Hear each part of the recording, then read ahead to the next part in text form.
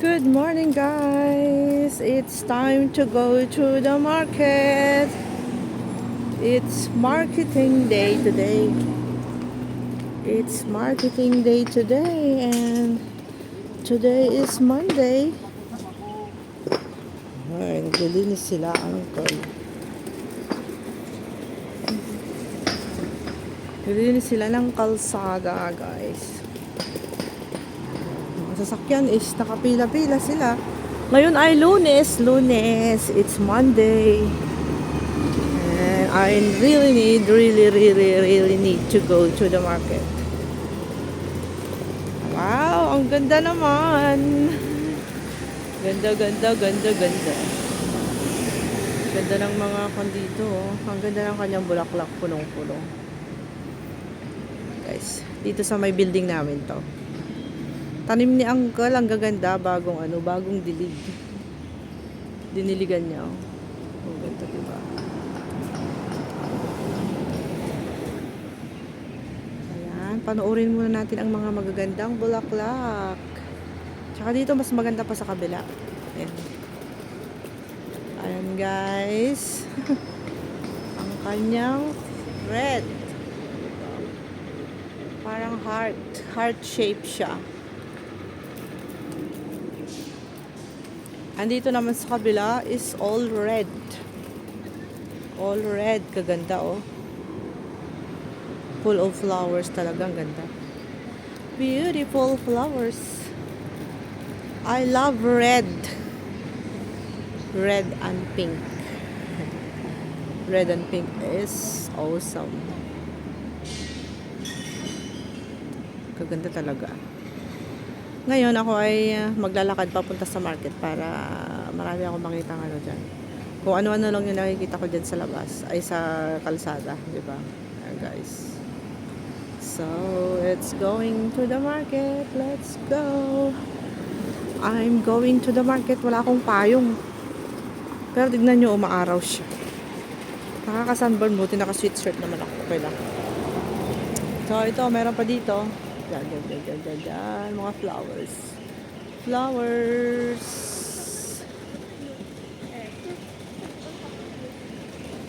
Okay, guys. So, ginagawa nila yung kalsada dyan. Dito ako dadaan. Tagal na ako hindi nag-market eh. Bumibili lang ako ng pan. Kung minsan bumibili lang yung kasama ko ng gulay ni Lola, ganun. Pag lumabas silang dalawa. Wala naman ako talagang mamarketin. Wow, gaganda ng mga bus. Lalaki. Ay, ang gaganda ng mga bus. Lalaki nila. Lunes. It's Monday. It's marketing day.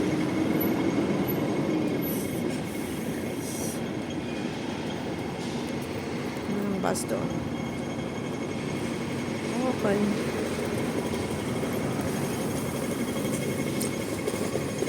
Nakakasinag ng ano. Today is sunny day. Hindi na kailangan magpayong kasi malamig naman. Kaso nga lang nakakaano sa mata yung araw. Nagulat naman ako dito sa malalaking bus na.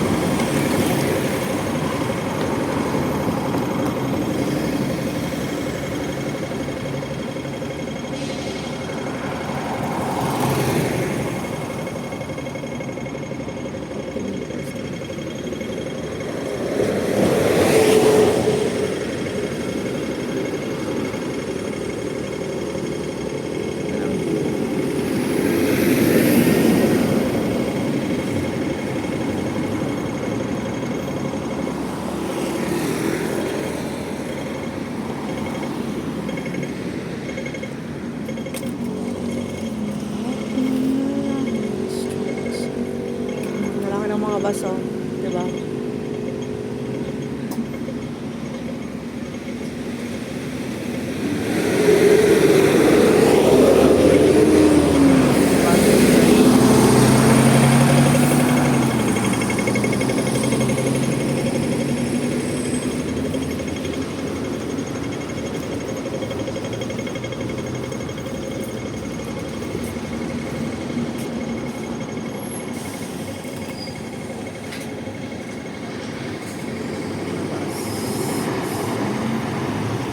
ganda ng ano ng purple na bus. Yung libre na ano, libre na bus sa amin. Pero hindi naman ako sumasakay dyan. Lakad na lang ako, mainit. Mainit yung araw, guys. Tingnan nyo muna magandang view. Let's go.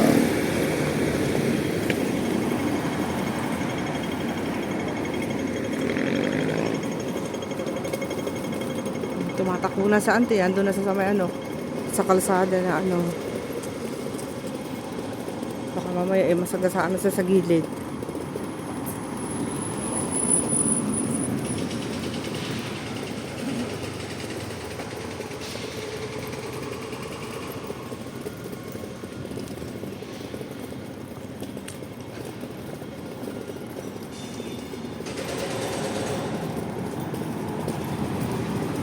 Magalaw yung kamay ko, mag-video ngayon, bakit? Magalaw ang kamay ko na mag-video ngayon.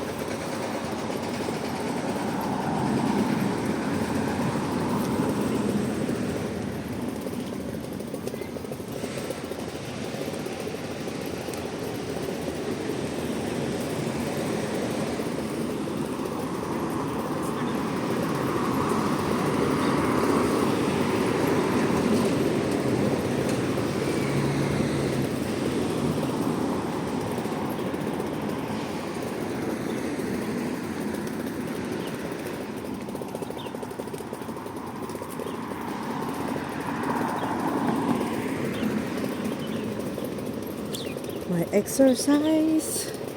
Exercise ko na naman ngayon. Ako, sobrang maaraw. Payong ba ako dito? Wala akong payong, walang ya. Masakit. Ay! Masakit sa mata ang araw.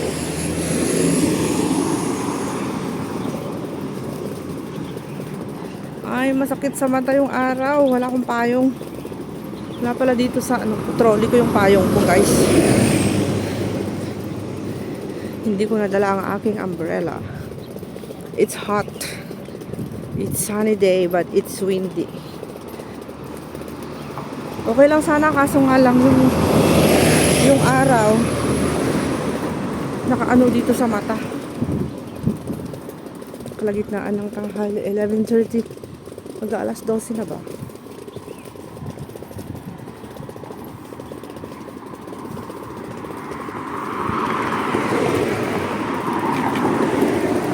Bibili din ako ng aking uulamin. Gusto ko magluto ng ginataang kalabasa at saka ano, sitaw. Masarap. Namiss ko yun. Tapos lagyan ko na lang ng dry shrimp kasi marami kaming dry shrimp sa bahay. Huwag ko nang lagyan ng fresh na shrimp kasi bibili pa ako.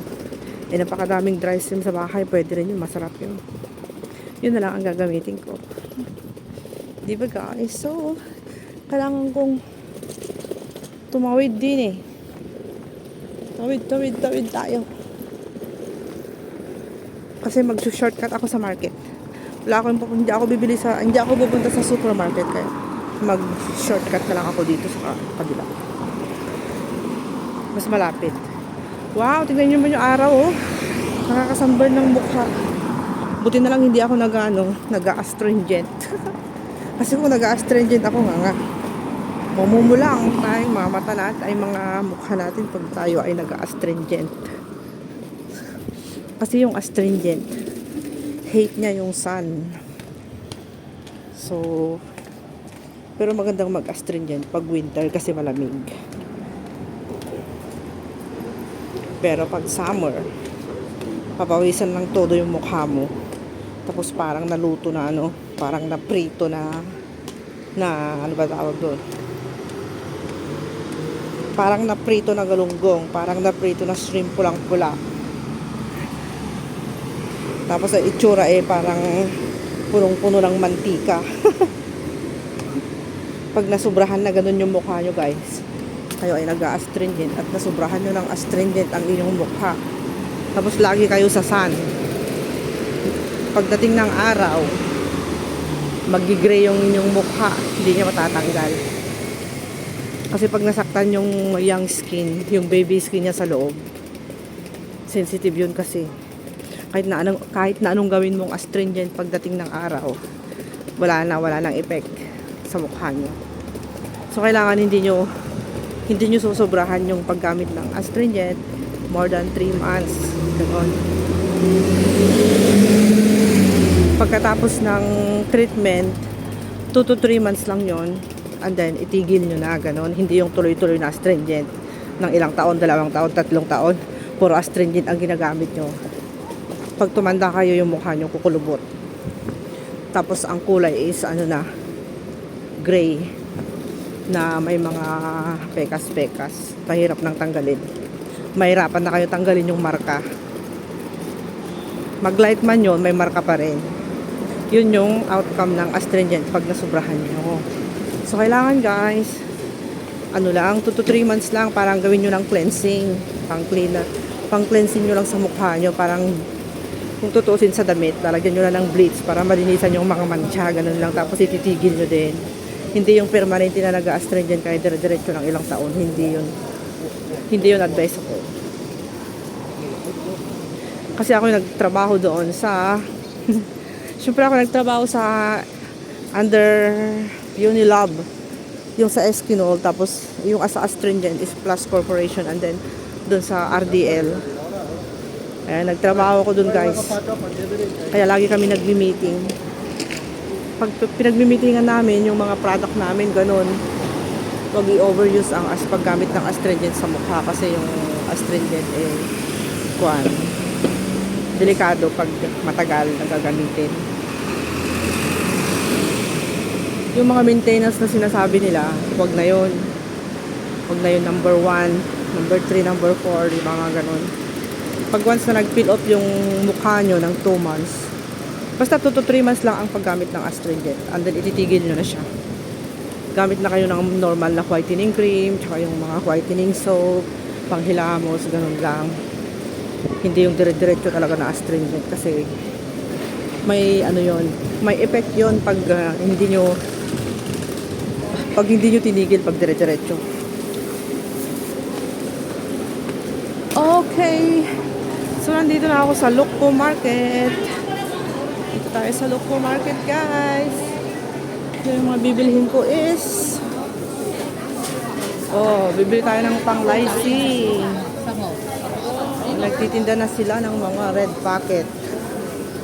So yung mga magbibigay sa akin ng red packet dyan, bumili na kayo ng red packet at kargahan nyo na at ibigay nyo na sa akin. Ganda ng look po ng market. ang ganda ng look po ng market. Ang ganda ng look po market guys, right? Bibili tayo ng taupo mamaya. Mamaya na yung taupo. Ay, bibili pa ako ng radish ni Lola. Radish. Dapat yung maliliit lang. Pwede na ba yung radish ni Grand? Ay, tignan ko nga doon kung meron. Ito yung gaganda ng sitaw, yung beans, guys. Gaganda, diba? Okra. Walang radish dito. Kalabasa. Dala ko bibili mamaya ng kalabasa. Mga balls. Masasarap yan lahat. Lalo na yan guys.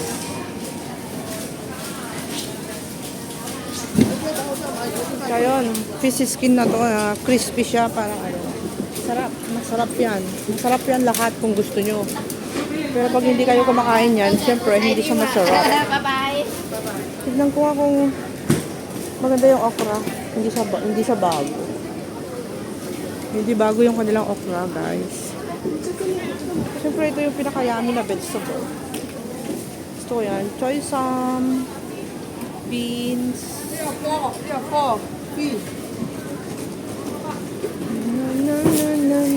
Patola. Ay, kamuting kahoy. Try ko nga kaya bumili ng kamuting kahoy. Ako ay magano. Ay. Ang lalaki naman ng radish nila. Gusto ko maliit lang. Bering. Bam bam bam bam bam bam bam bam. Bili ako ng garlic. Dami kong bibilihin. Gusto kong bilhin lahat ng paninda dito. Ano ba yan?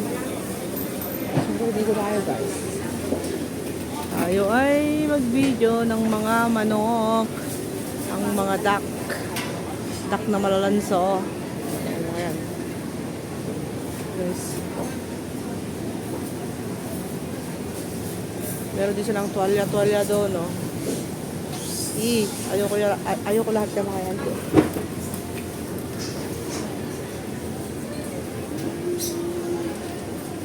Chicken, duck, pork barbecue. Pork barbecue.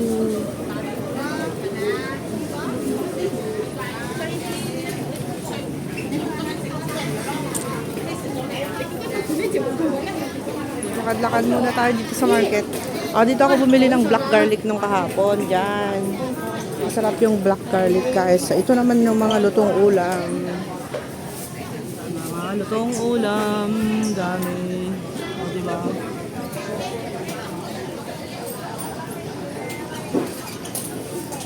Mga lutong ulam.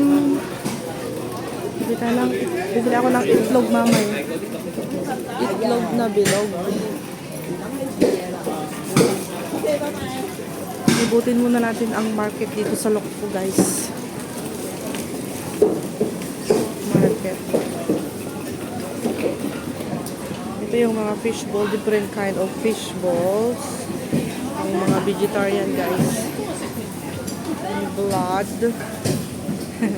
Hindi siya blood. Cubes.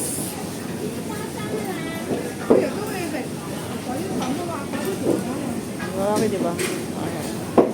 Tofu, meatballs. Diba? Ang dami.